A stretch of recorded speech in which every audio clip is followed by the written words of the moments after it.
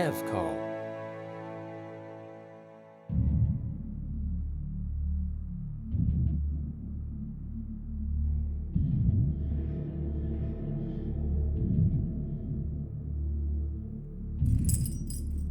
Evcol Entertainment presents Samantha Boffin in Skin.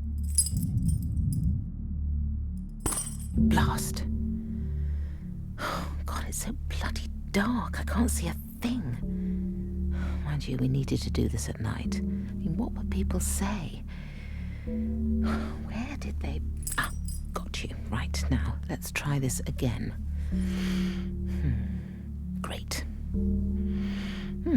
Let's get you inside now. Come on.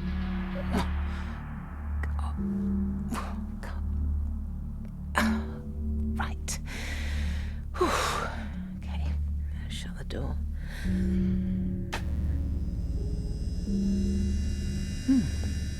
need to get that looked at.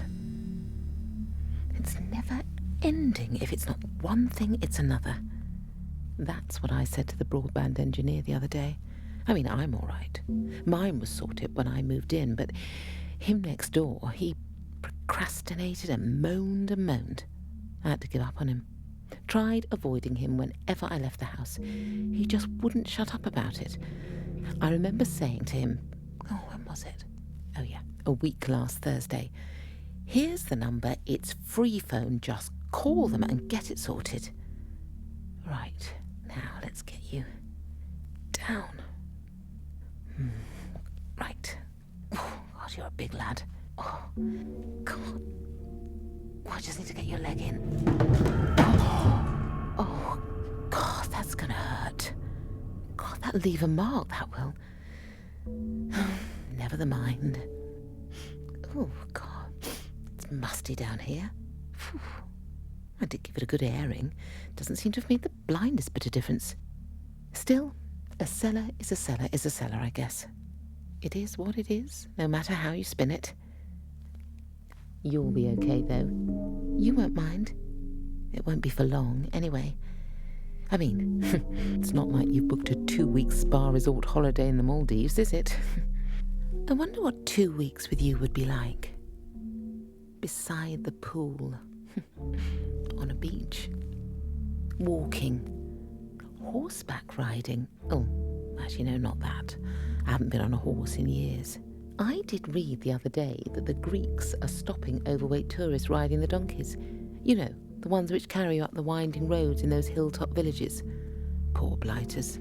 They wouldn't have allowed my sister on one. Goodness no. She is piling on the pounds as she gets older. I think it's those diet drinks. The soda ones. They say no sugar, but I'm sure it does something to you. Your insides, it bloats them or something. 'Cause the girls at work, the ones that keep guzzling them down, well, they're not getting any thinner, no matter how hard they try and convince you otherwise. That's the trouble with some folks. Totally delusional. Now, don't you go troubling yourself. I'll take care of it. Let's get this open. I'm guessing you're finding it a bit stuffy in there. Hessian sacking is a bit rough, I know, but I needed something strong and, well, you're a big lad. It's a good job I doubled the rehypnol dose in your scotch. I don't mean that in a horrible way. You're not, fat, but you're tall. Just shy of 6 foot, I'd guess, and you're slender, but toned. I noticed that. When did I first notice that? Oh yes, in May. It was getting very humid, and you started to take your jacket off at the office. You always kept it on, and I thought you were a bit shy. I know a couple of the girls who are a bit body conscious, always wearing loose-fitting stuff, always worried about their belly fat. Mind you, one of them is as thin as a rake, so I'm guessing she must have suffered some sort of body shaming early on, and she really should flaunt it while she can. Gravity always wins in the end, you can be sure of that. I'll get you off this floor in a short while. It must be a bit chilly, being concrete. I've prepared everything, so you don't need to worry. Took me a while. to get all this sorted. But then, I wasn't in any sort of rush. I just needed to get myself in the right headspace. Well, you must know what that's like, being in marketing. I mean, it's all right, someone barking demands at you, but unless you're of the right mindset, you can't possibly come up with new ideas, and on such tight deadlines. No wonder you treated some people the way you did. Under pressure, I imagine. Luckily, you never spoke to me the way you did to Elaine. My goodness, I wouldn't have stood for it. No way. I mean, the occasional snap is all well and good. Not ideal, mind, but under pressure you can be forgiven for losing your cool. But I watched from across the office. You really did have it in for her. And she let you get away with it. I imagine she rather liked you. Her being single and looking for a chap. She probably thought you were, the one. Oh, workplace romance. I must admit that I also lost my temper the other day. With Alison, the new girl we brought in to help with admin. Oh, she doesn't half complain. And she's only 21. I was a little taken aback by her complaining about the amount of filing she has to do. I pointed out to her, I think in a delicate way, that at the interview it was mentioned more than once that filing, along with supporting the technical team, was a substantial part of the job requirement. I mean, I don't know what she was thinking. These youngsters, really. What people don't really understand is that their behaviour really does affect me. The sheer workload of recruitment. Can you find a replacement for Bill? Eileen is off on maternity leave. We'll need someone to cover for her. The sheer amount of time and paperwork and dealing with recruitment agencies, I mean, it takes forever and a day. I wish people would just read the job advert properly and decide whether they're up for the task in hand. Where was I? Oh, yes, sorry, love. I went off on one, didn't I? We were talking about lustful thoughts. No, we'd moved on. I was about to mention work in the afternoon. I remember. That's what I said to June, John's assistant. My best time of day, my most productive time of day, is always the morning, between 8:45 and 11:30. Without a shadow of a doubt, that's when I get most of my work done. Then there's lunch, we hit the afternoon, and by 2 p.m, well, I don't know about you, but I just want to take a nap. And by the time 2:45 comes, well, I'm done. They've got that nailed in Spain, siesta, where they all get their heads down for a kip and then come back to work in the evening when it's cooler. June said she'd rather plough through and get the early train. I understand what she means.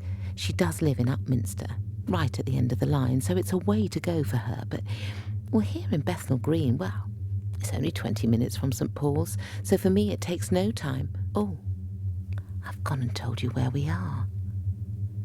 Now that was a bit of a slip. But never mind.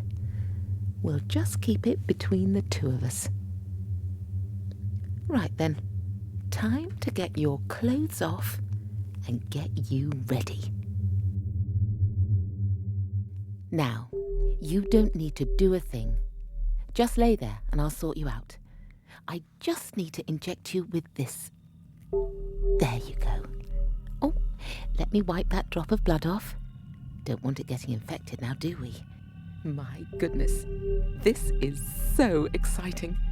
Going to be a real treat for the both of us. I can't tell you how fast my heart is beating. Racing like a Formula One car, speeding off from the starting grid. I guess this is what Lewis Hamilton must feel like. Oh, listen to me prattling on. You don't even get the chance to butt in with a single comment. Not with what you've been injected with. That's probably a first for you. But no grudges, hey. Right then. I'm going to get you up onto that table and we'll see what's what.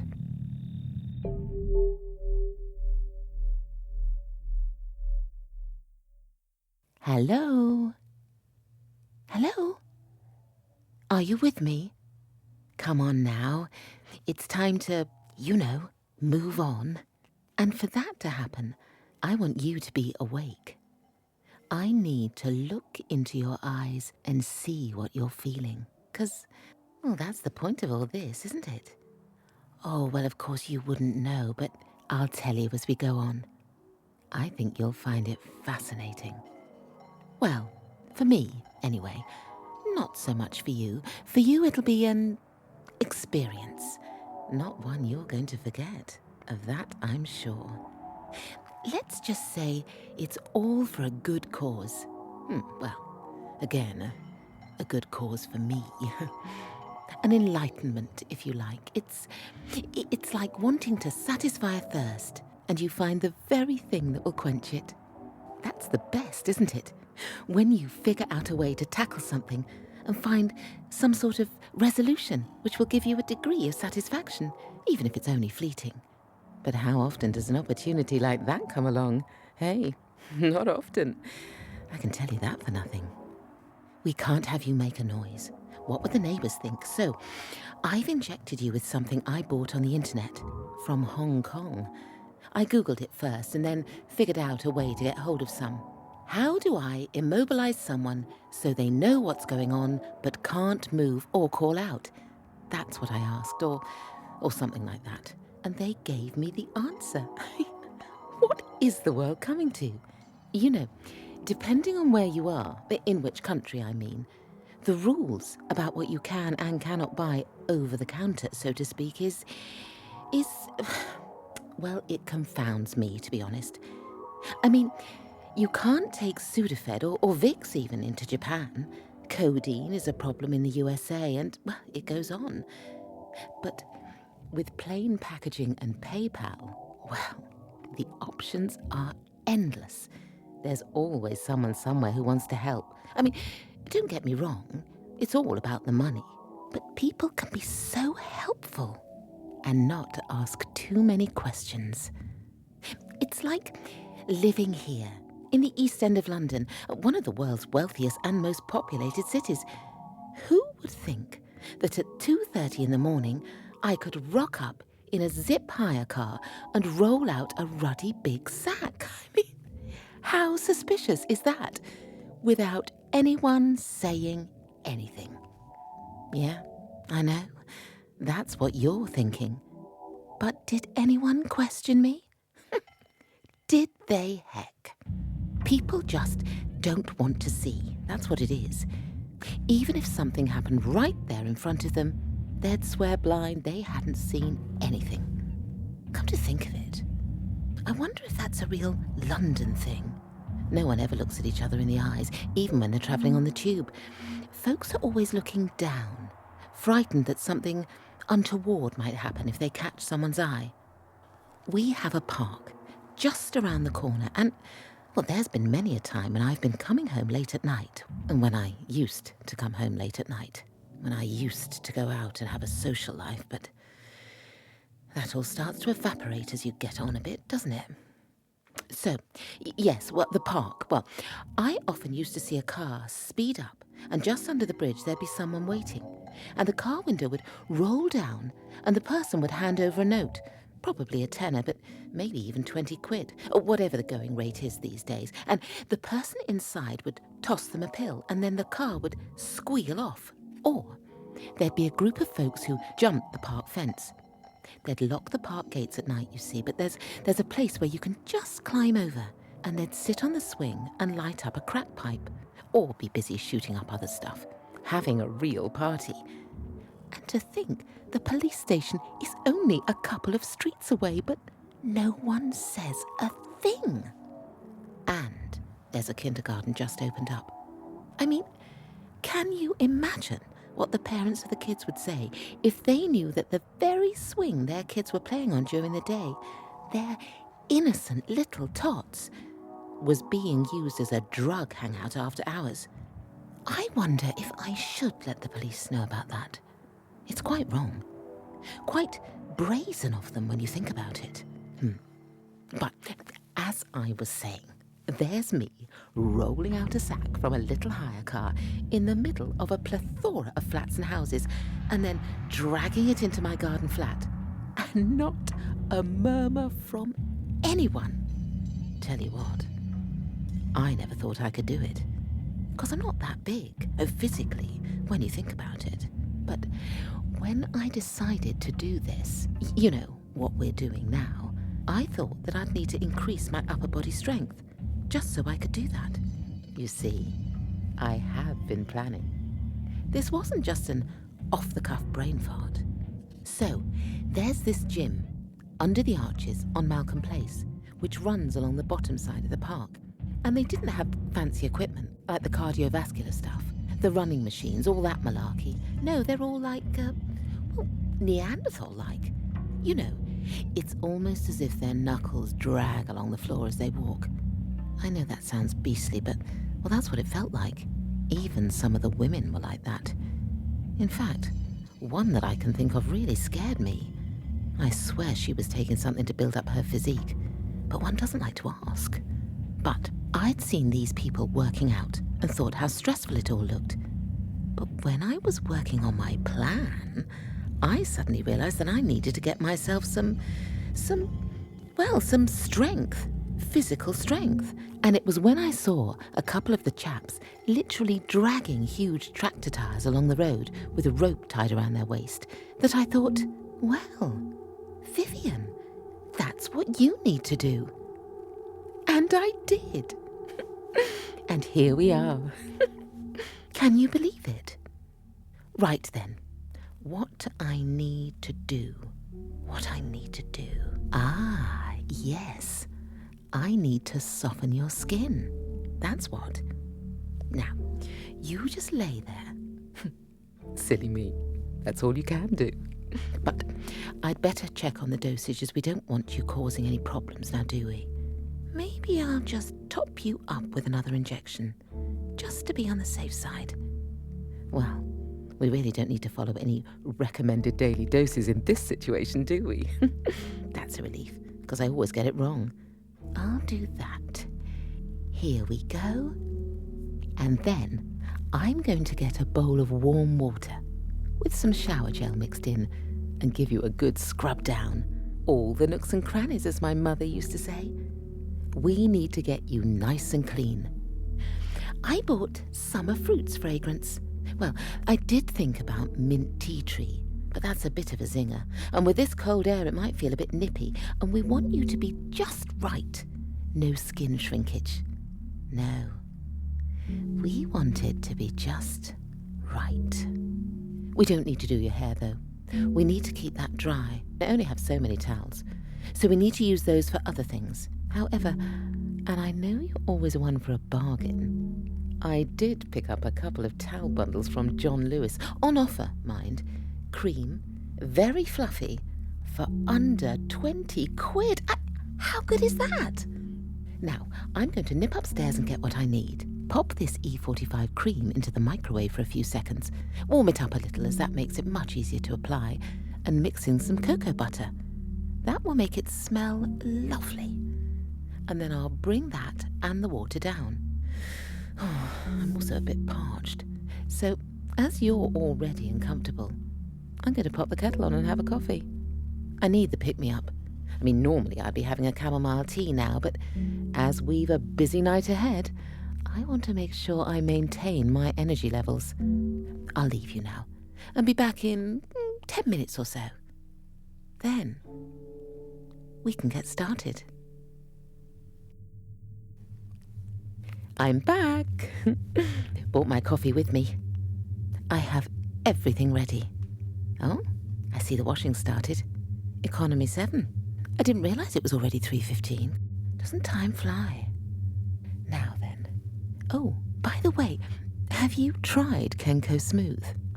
My goodness, it's not bad for an instant coffee.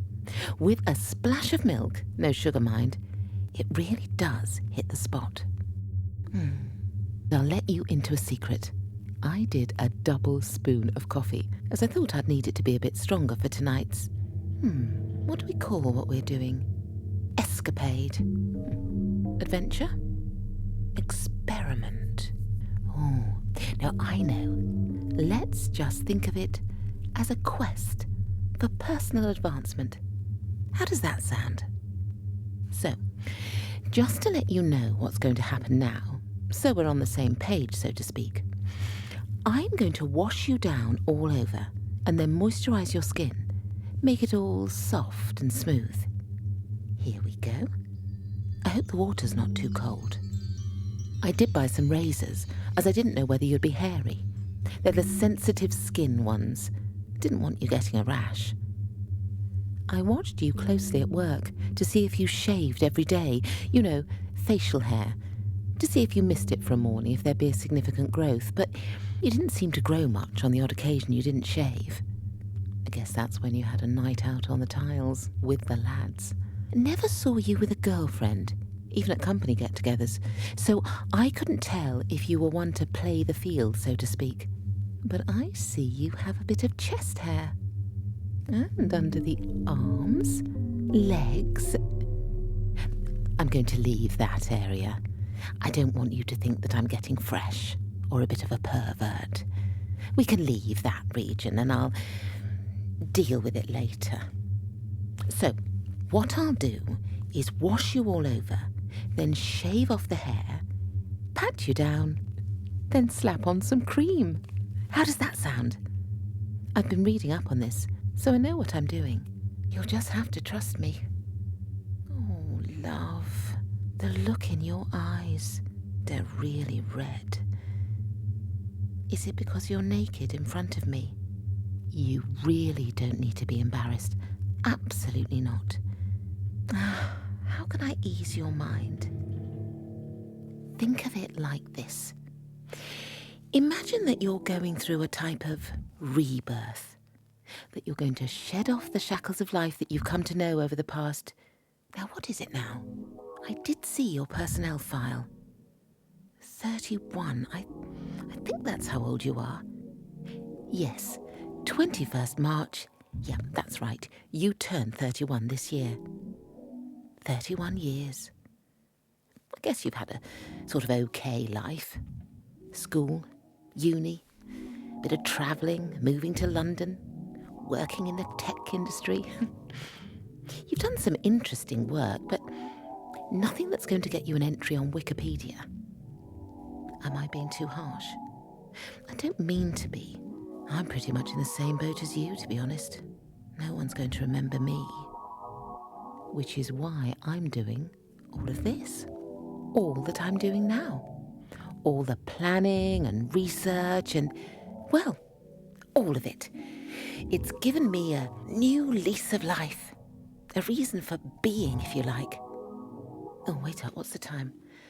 I need to keep to my schedule. 3:42. Yep. We're doing just fine. Now, I think we're just about finished with the washing. Let's shave off that hair and then towel you down and rub in the cream. Come to think of it, people pay good money for this sort of treatment. I remember going to the local spa. It was normally £45 for a 3-hour session, but because I was a local resident, I could get it for £25. Don't get me wrong, it was lovely. There was the sauna, a couple of steam rooms with different diffuser scents, a Turkish bath with 3 different heat settings, a plunge pool. There was a relaxing room with fruit and cool water with lemon in, fresh lemon, and one with limes, and big fluffy gowns. And as I was relaxing, I looked at the price card for the massages, and for a simple 30-minute neck and shoulder massage, it was like £45. I mean, what the bejesus? I don't want to sound cheap, because I'm not, and I do believe in people paying for a service, but well, that was a bit steep. And here I am, giving you a wash down, shave and moisturise for free. And all I'm asking is that you let me do it. What a bargain. I suppose it could be argued that this is, to an extent, sexual harassment of a kind, but In my defence, and I do want to be clear and above board with you about this, I haven't in any way molested or bothered you. Well, I know you're lying here paralysed and you're stark naked and I'm rubbing in cream, but there's a purpose for all this.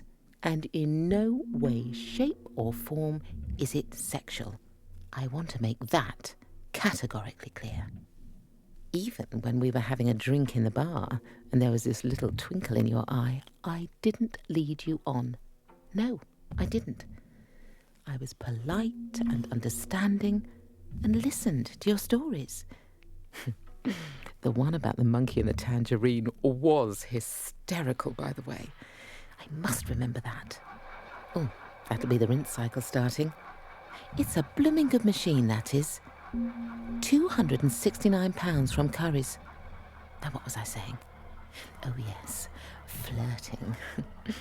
I didn't on any occasion suggest that we take this to the next level. Well, not in the way you'd normally think. And to be fair, you never pushed it. And you bought me roasted peanuts. I have to say that I was a bit disappointed in the cider, though. It was a bit flat. I did think it was going to be the fruitier one, it being a micropub and all that, but, well, maybe it was just a bad barrel.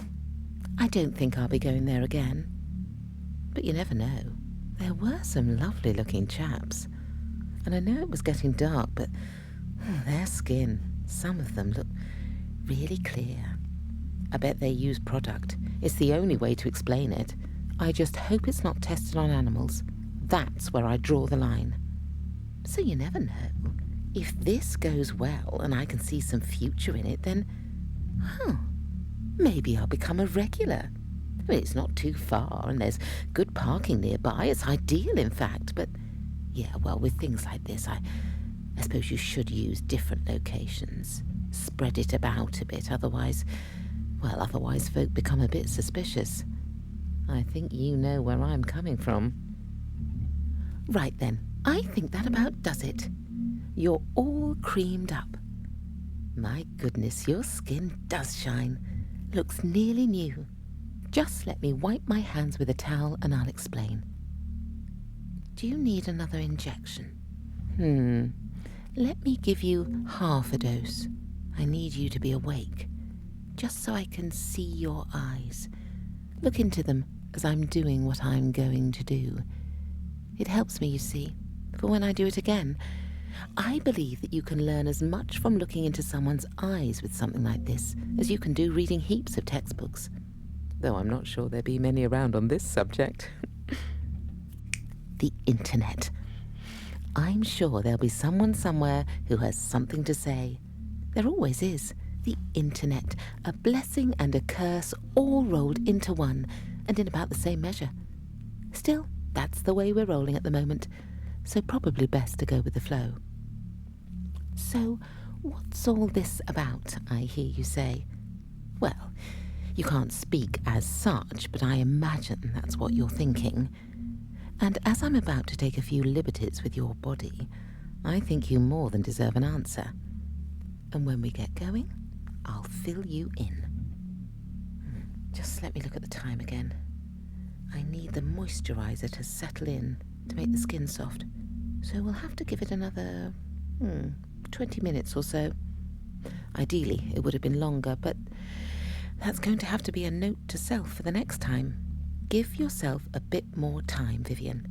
Yep. 20 minutes, and then, then I'll begin to cut. I'm going to talk you through what I'm doing, so I'll be with you all the way. I want to show you these. These are surgical stainless steel scalpels from China. Top quality. I'm not sure whether they use them on the NHS, but I'm sure they do. Well, something similar, anyway.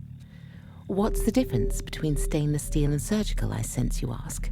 Well, surgical steel is a type of stainless steel. The main difference between surgical steel and stainless steel is that surgical steel has only biomedical applications, whereas stainless steel has many different applications. Does that make sense? You're a bright chap. I'm sure you understand. Now, a question you might be asking yourself, one of many questions I'm sure, is, are they hygienic? And here's your answer. Surgical scalpels consist of two parts, a blade and a handle. The handles are often reusable, with the blades being replaceable. In medical applications, each blade is only used once. Of course, we are in an era of austerity, and I am on a budget, so both the handle and the blade are going in the dishwasher after I've finished. Now, how all of this came about. You know, I am going to put some more cream on your thighs. They might need softening up a little. Your chest looks good. And your arms and your face, yeah, that's going to be okay. Just need to make sure I make the incision in the right place. So, I was watching Steve Irwin, you know, the crocodile hunter, the chap that died from a stingray injury to his heart, and I thought, my goodness, just look at all the wonderful wildlife we have on this planet. I also watched David Attenborough's The Blue Planet and was so enraptured by it all. So, you can imagine my horror, nay dismay, when I next channel hopped and saw a pencil-thin model parading like some dyspraxic spider along a London catwalk with a real fur stole draped across her shoulders. I became enraged by it. I mean, it just hit me literally there and then. All the killing, the brutal killing of the world's wildlife, from bears to deer to minks bred for their fur to fox hunting. I was on Facebook and I liked a couple of animal welfare pages and an anti-fox hunting one. And the images, the continual barrage of horrific things that humans do to the rest of the animals on this planet. It's unforgivable. Dogs carved up for the meat festival in Korea. Bullfighting in Spain. Dolphins left abandoned in zoos where the owners had gone bankrupt and just left them. Bears with nose rings and trained to entertain bloated, ignorant tourists. Poachers. Rhino. Elephants. Lions. All of them just shot for fun. And then trophy hunters posing beside their kills on Facebook, looking as proud as Punch. Photos of magnificent animals just displayed to the world, with a sleazy coward brandishing a gun posed beside them, as if they'd just done something worthwhile with their meaningless lives and wanted the rest of us to know, to embrace their gloating, wanting us to know that they had successfully announced to the world that they were part of the problem, that they had such disregard for life, that they had put themselves above all else, a god, if you like. Well, not that I believe in God, mind. Not in any organised religion, for that matter. But they announced their self-professed importance. But that's not how I see it. For me, they painted a target on their backs for people like me. People who will hold them to account. But that's the long-term plan. Baby steps are what's needed right now. So, after weeks of getting myself wound up by the evil done by humans to other species, I had a revelation. I remember when it came. I do. I was in Sainsbury's, the one just round the corner from the office. I was buying my lunch. A garden salad and a strawberry yoghurt. I couldn't eat meat any longer. Those poor chickens. Oh, it pains me just to think about them. I decided that I needed to do something constructive, something that would help address some of the imbalance of the world. I didn't quite know what to do at first. There were so many thoughts racing through my mind. I had lots of ideas, I really did. But when I sat down with my cocoa and thought them through, I could see that most of them didn't make sense, so I had to rethink. It was then that I read an interview with Bill Gates, and him saying that although the birth rates are faltering in the developed world, in the poorest parts of Africa, they're booming. He reckons by 2050, the 10 poorest countries on that continent are projected to contain 65% of the world's population and deemed living in extreme poverty. It can't go on. The world's already so overpopulated, we're going to run out of resources. I mean, look at London alone. What is it, over 8 million people? Over 66 million in the UK. And then factor in the rest of the world. It defies belief when you think about it. I also read that we, as humans, have killed off 60% of the animal life of the world since 1970. I don't know where all these facts and figures come from, but they're all saying the same sort of thing. That unless we do something about humans, well, we're going to, basically implode. Isn't that a sobering thought?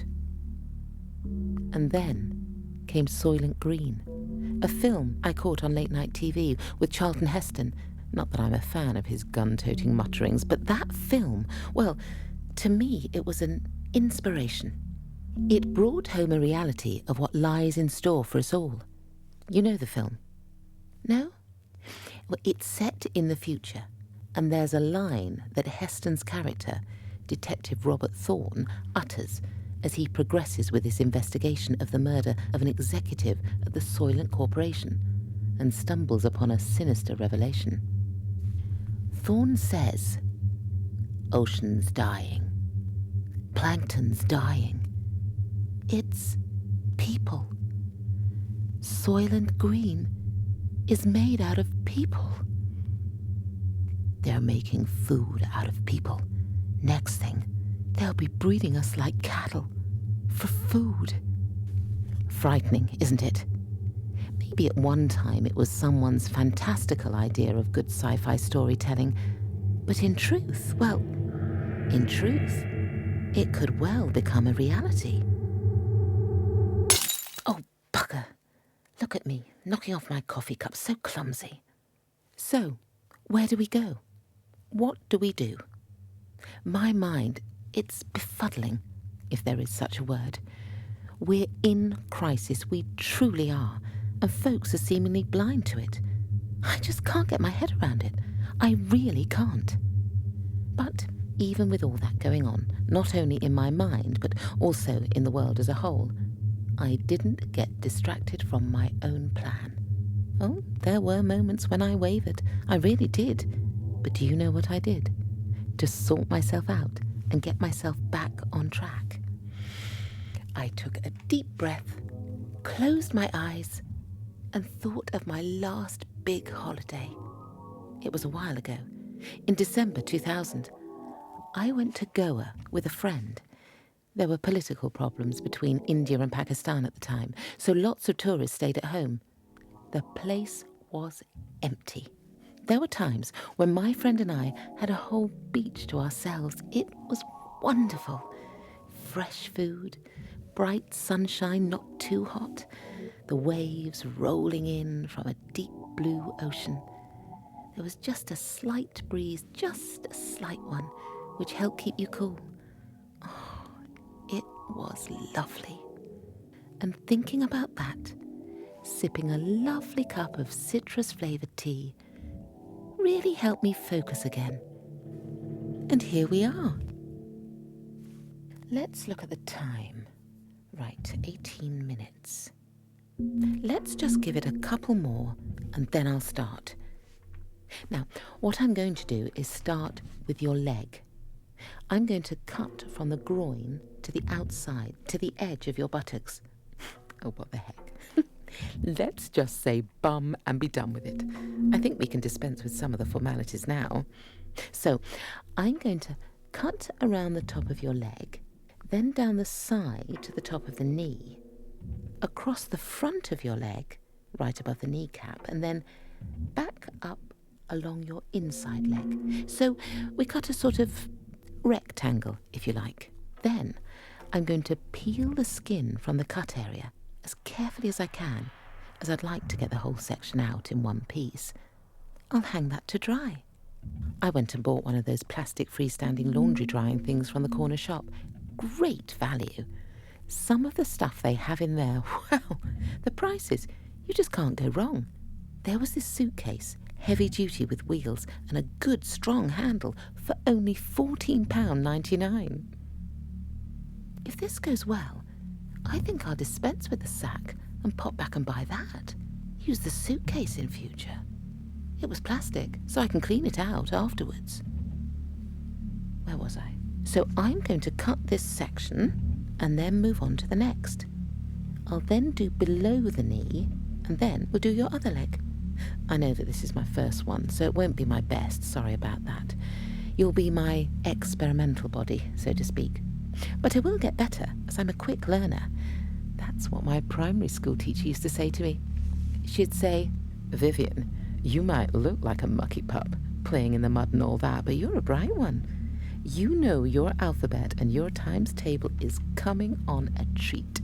Mrs. Hind, that was her name. She was a lovely teacher.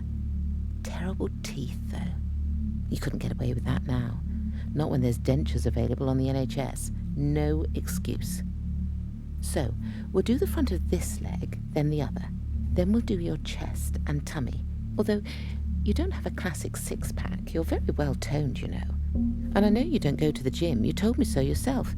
It must be good genes. Probably on your mother's side. You do have a feminine quality about you. And that's not to cast aspersions on your father, as I'm sure he's a lovely chap. But I always like to think that sons follow in their mother's footsteps. Then I'll do your arms. I'm going to try and get them all in one, so to speak. So from the shoulder, past the elbow, which might be the problem area, and then down to your wrist. Hands and fingers are always going to be a bind, so when I cut off your hands, I'm going to let them soak in a solution and see if we can't ease the skin off. Oh, that would be remarkable, wouldn't it? To get a whole hand without having to slice it piece by piece. Looking at the skin on the top of your hands, it does look a bit thin. But hey-ho, we'll give it a go and see what we can do. Then I'll do your face. I watched a couple of old Western films recently, just to break me in gently, you know, about scalping, and it really did help. And then I decided to be bold and move things up a gear. There were some interesting cosmetic documentary video clips on YouTube which were really helpful. You know, an in-depth look at how cosmetic surgeons work. To be honest, I really couldn't tell much of a difference with some of them. I mean, if you're only going to have a bone shave here and there, why bother? I know, we all have our own sets of values, and looks and all that are subjective, but really, I think some folks could have saved themselves a few thousand and gone on a lovely holiday somewhere. I'll peel your face off. I might need to cut around the lips. Yours look a bit delicate, and I don't know whether they'll come off with the rest of the face. But again, we'll see what's what, and with some practice, I'll get the hang of it. Then I'll rip off your hair, in one piece, I think, and let that sit in a bowl of detergent. And I don't mean any disrespect by that, as you seem to have a good sense of hygiene, but as I'll need your hair, I want to get rid of any body grease. After that, I'm going to pop out your eyes, just because. I don't really need them, but yours are such a lovely colour, and I want to keep them as a memento of our evening together. After that, I'll flip you over, and we'll do your shoulder, back, bum, and what's left of your legs. I think they'll be easier. The shoulders, back, and bum might even come off in one go. That would be a bonus. Right then, shall we start? I did mention that I'd let you know why I'm doing this. It probably seems a bit random after what I said earlier, you know, about Bill Gates, population, fox hunting and Soylent Green. I did have a lot on my mind during those early days of discovery. I was filled with so much anger and frustration and disbelief, to be honest. I just couldn't figure out where we'd arrived at. And by we, I mean us, as humans. Out of all the species on the planet, ours was the one that evolved and became the dominant force. Heaven knows how or why. I guess it just happened that way. And then To think of what we're doing with that power, for want of a better word. It all seems so pointless, futile, self-destructive. I mean, why bother creating and inventing and exploring and teaching and this and that, and then in a blink of an eye it can all be written off, wiped away? Why? Why would you subscribe to a destructive way of thinking? Now, this bit's a tad tricky. I just need to cut here and around there. Oh, there's blood gushing. I must have nicked an artery or something. Let me get some kitchen roll and put some pressure on that. We don't want you passing out. Not just yet, anyway. Oh, love. I can tell just by looking in your eyes that you're all at 6s and 7s, 100 questions. Well, maybe more, in fact, racing through your mind. But looking into your baby blues, I can see no anger there. No, not even a glimmer of resentment. In fact, I don't see any pain. Just questions. And maybe a little bit of sadness. Don't you worry. I'm not sure how much longer you'll be conscious, so I want to tell you as much as I can while there's still time. There. That bleeding should slow down. So, your skin and why you? Well, as I was wrestling with everything, after the horrible Facebook animal-killing photos and all that, and the notion that we as humans were overwhelmingly responsible for wiping all other life forms off the planet, and the fact that we're so overpopulated, I wondered how I, as in me personally, should address this. What can I do to help matters? I mean, it's all well and good, people signing online petitions and emailing your MP and handing over a £5 to help a poor bear in Siberia, but when it comes down to it, there's only so much that one person can do. Now, as you probably know, seeing as you yourself pointed out that I never liked having my photo taken, as there weren't any pictures of me when we had our office outings, I'm the more solitary type.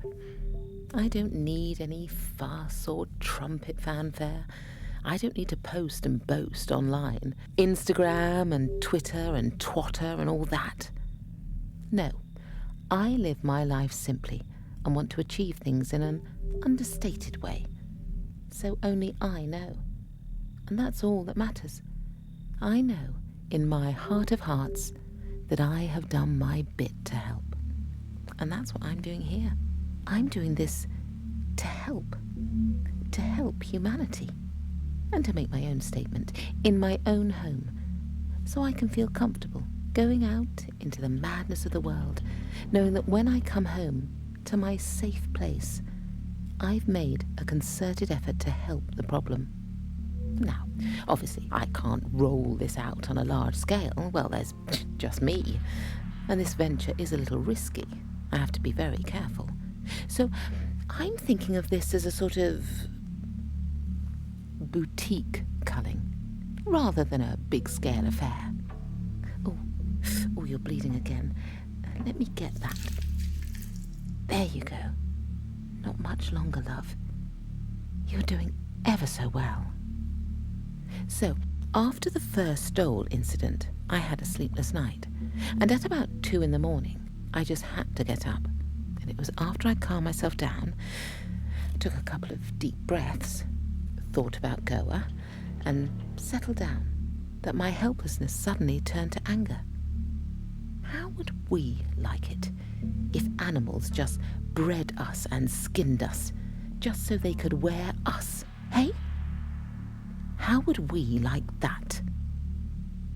Well, I laughed at myself at first. I thought, Vivian, you really have gone off at the deep end, love. I really did. But you know, the thought just wouldn't go away. It rattled around in my mind for days and days. At night, it was like a recurring dream that wouldn't let up. That's when all of this started to fall into place. Well, I have to tell you, The moment the penny dropped and I collected my thoughts, I knew what I had to do. For the sake of the animals, humanity, and my sanity, I needed to... How can I put this delicately? I just needed to skin someone. There. I've said it out loud. I needed to skin someone, to cut off their flesh, dry it out, sew it together, and make a blouse out of the pieces. I looked at the faces of those trophy hunters and despised them. I went online and I looked at them posing inside their houses, the heads of other animals mounted on their living room walls, trophy skins on the floor as rugs, and do you know what? It sickened me to my very core. How dare they take a life like that, of species that are so few in number? How dare they rob this planet of its diversity and beauty? I read recently that 2/3 of all animal species are being wiped out. 100,000 elephants killed in the last 3 years. Too many species, with once robust populations, now reduced to a few thousand, a few hundred, or even less. Humans are rapidly destroying the natural world in a blood-soaked pursuit of false power, ego, ignorance, and stupidity. The balance needed to be readdressed. I know what you might be thinking. In fact, I'm sure you're thinking, what right did I have to do that very same thing to another living being? Well, I'll tell you. I needed to throw something back at the world, to show the ether, the universe, the world, the bloody postman, that this is not acceptable, and that someone, somewhere, needed to take a stand. And I am that someone. That I myself am prepared to take the skin off one of the predatory humans, dry it out, stitch it together, wax it, and wear it at the next office bash to fight back. People will love it. I can just see it now. Fiona, Julie, Marcia, Frank, and even Chris. They'll all come up to me and say, "Oh, Vivian, your blouse is really something. So unusual, so original." And I just smile and quietly agree. But what they won't know as they're sipping their discounted cava and consuming too many maritime-style canapes is that the bloody blouse is made from the arms, legs, neck, back, and bum of their once marketing manager, who has mysteriously disappeared, last seen leaving the office bragging that he was off to Hackney Wick on a blind date. Thank goodness for the anonymity of online dating. Anyone can create a faux profile these days. The look on your face when you walked in and saw it was me. And why you, I hear you ask? In my mind, of course. Oh, love, don't drift off yet. You need to know why you. Well, it's simple, really. It was 46 days ago. I hadn't quite planned who I'd use as my first experiment. There were several contenders, but the choices, well, there were so many options. Now, I sent an email round to everyone in the office about signing a petition for a worldwide ban the import-export of the spoils of trophy hunting. I was very passionate about it, and it's not something that I would normally do, but I really believe that we need to address this situation. It was going well. There was lots of encouragement from people. Even Martin in accounts was on board, and here was me having a hard time imagining he had any sort of passion in him whatsoever. Goodness knows how he managed to father 2 children, but, well, there you go. But then my notions of making a difference took a bit of a knock. when there was a posting, a response to mine from you on the company intranet of a picture of Donald Trump's sons on a big game hunt. And I can quote the original posting word for word. On 13th March 2012, the website Gothamist published an article titled Photos: Donald Trump's Sons Awesome at Killing Elephants and Other Wildlife. It said, animal rights activists are revolted by a series of trophy photos that have emerged showing Eric and Donald Trump Jr. posing with a dead elephant, kudu, civet cat and waterbuck while on a big game safari in Zimbabwe last year. In one photo, Donald Jr. proudly holds a dead elephant tail in one hand and a knife in the other. In another, the brothers are seen standing beside a 12-foot 8-inch crocodile hanging from a noose off a tree. I was sickened to my core when I saw this, and I thought that others would be, and most were. But well, you were so flippant and dismissive. You even superimposed your face on Eric and John's, the Solway tech consultant, on Donald Jr. and renamed the post, "What Real Men Do on Holiday." That was it. That was the final straw. Even Evelyn, the cleaner, thought you'd gone too far. You see, if you'd just kept your mouth shut and not tried to be such a macho lad, none of this would have happened to you. No, it would have been Mike in digital support who'd be laying here on this table right now, him with his wandering hands and smutty innuendos.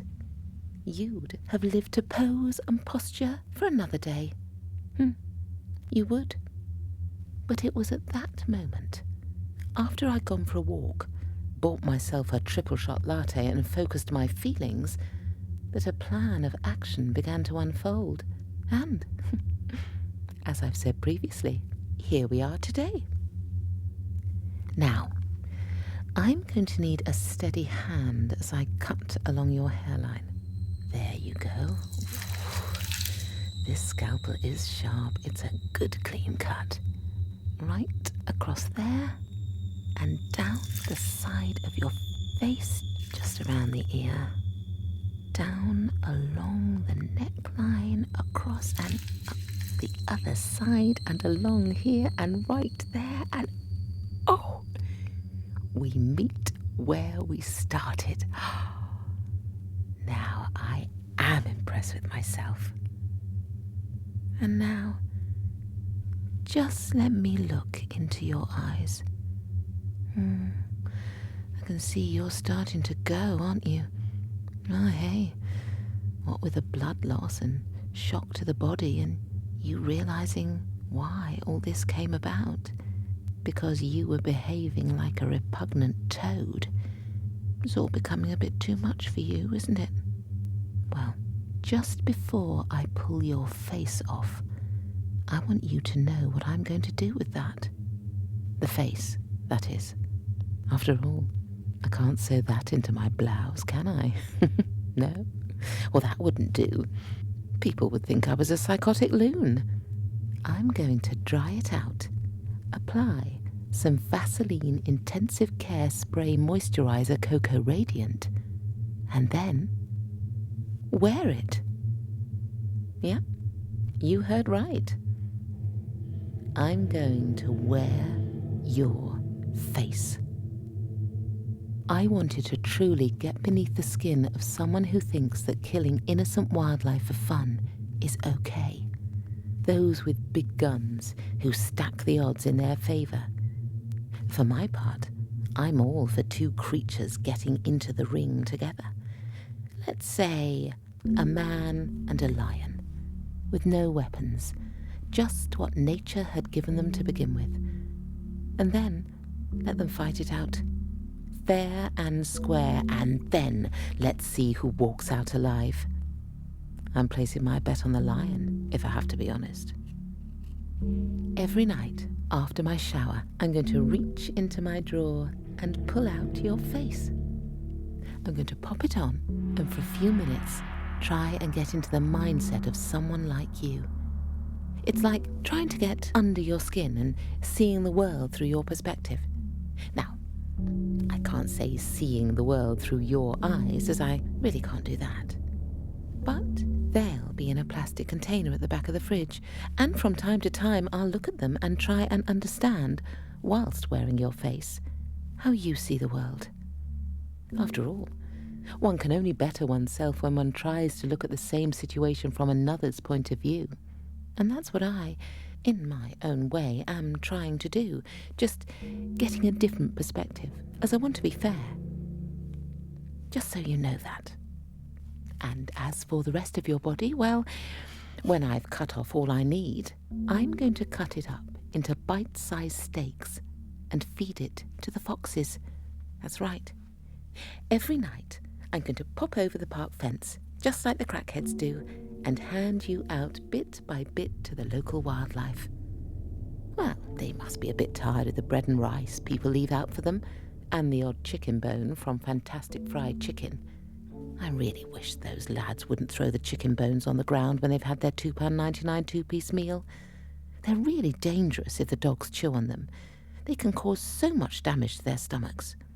And speaking of bones, those I'm going to saw into manageable lengths with a super little hacksaw I bought on sale from B&Q. And after I've fed the foxes, I'm going to make my way home via the corner of Scepter Road and Portman Place and hand them out to Biffa, Henry and Silo, the guard dogs at Albert's Junk and MOT Centre, so they can feast on your delicious marrow. Your skull? Well, your skull I'm going to scrape out and pop that in the dishwasher, along with the scalpels, and then glaze it. It'll be useful on Halloween, when I can hang it outside dripped in fake theatre blood, and scare off the local feral children. They're mostly overweight and heading towards type 2 diabetes anyway, so need all the sugar deterrents they can get. Anyway, think of it as you being a benefactor to the planet's animal life. You know, providing sustenance to the local urban wildlife community. Animals soylent green, though you'll be a lot healthier as you won't have been processed and additives pumped in. No, you'll be an organic source of food, and when you're gone, every little bit of you, right down to your you-know-whats. Then I'll turn my attention elsewhere. To the next hedonistic Homo sapien who dares cross my path. Right then, let me ease that corner up, and then that one. And if I grab both corners and rip, it should all come off in one. Ready? And... oh, well done. Good job, Vivian. The face all in one. Now, let's flip you over.